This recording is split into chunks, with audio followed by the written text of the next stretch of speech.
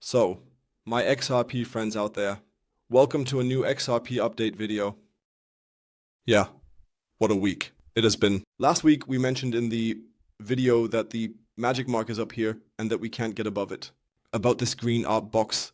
And what happened, we didn't get above it.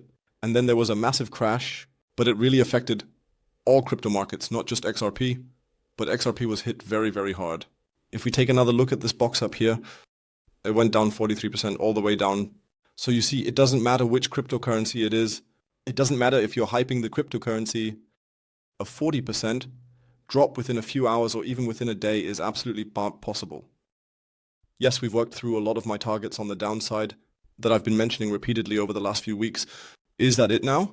We'll definitely take a look at that in today's update video. Before we get started, feel free to give this video a like and subscribe to the channel if you haven't done so already. And of course, feel free to join the free Telegram chat and check out the Signal group. If you're interested in updates, news, and signals, feel free to join. You can find the link for that for free down in the video description. And if you're still looking for an exchange where you can trade XRP, where you can stake or do anything else, you can do that on my exchange or at my partner exchange, Dubinks. You can find the link for that for free down in the video description, and that supports the channel, or rather, me. So, XRP. It was about time. It was really about time after we had this upward movement here, or rather, we're always looking at the daily time frame here. After we had this upward movement here and also nicely into my selling zones before, when was that, 2 weeks ago? I think I made that video. I said that I took profits up here again. We completely crashed down. So, that's point number one. It was absolutely necessary. So, let's be honest, it was necessary for us to flush some things out of the market first. We have point two, one of my buying zones, or rather, hit accumulation zones. That was the one I already talked about at $1.99, so just under $2. The second buying zone, and I would have actually preferred that one, at $170, it just barely missed that. It dropped to 1.77 for me. 1.70 would have been awesome, because then we would have closed all the inefficiencies over there and really cleaned up the market first. Point number two, the correction was necessary to flush out all the longs and so on, to flush out of the market. Yes, that works. Point number three, what really bothers me now is this long wick, and I have told you again. And again, these wicks, or wicks, will they be filled sooner or later? So get ready for us to come down here again sooner or later. That's why I'm going to push this buying zone from one, where it was previously at 1.70 up to 1.78. Just before the wick and then down. There are simply reasons for that. We now have two options.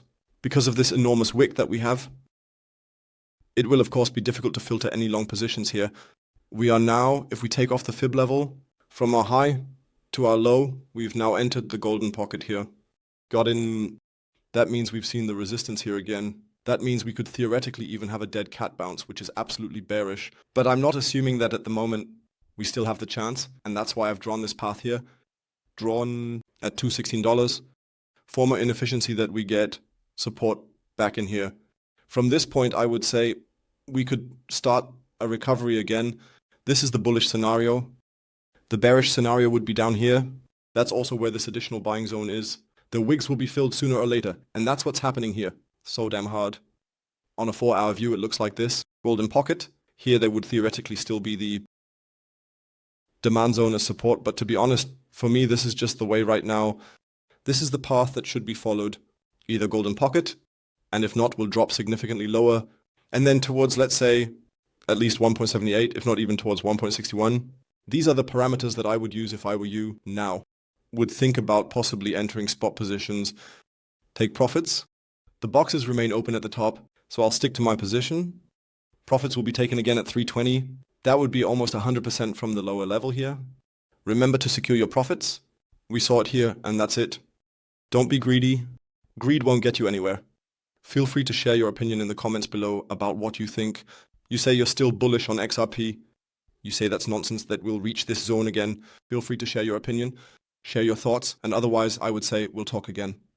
Next week, we'll be back for the next XRP update video, nice and calm. Let's see where we stand then, and otherwise see you tomorrow for the Bitcoin update video. Until then, bye-bye, and as always, stay crypto.